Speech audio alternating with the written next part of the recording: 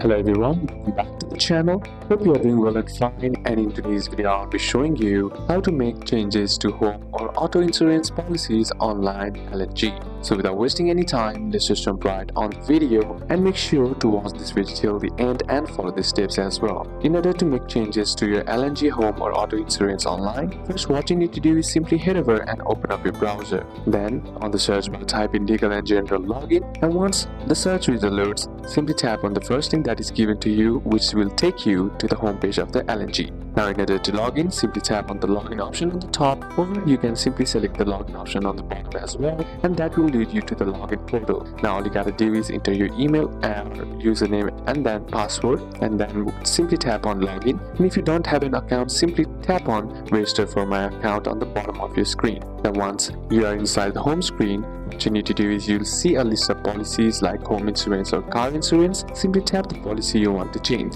Now next step is to select manage policy or make changes. Look for options like manage policy, edit policy, update details and change coverage, and then tap the option to start updating your policy. Then next is to make the desired changes.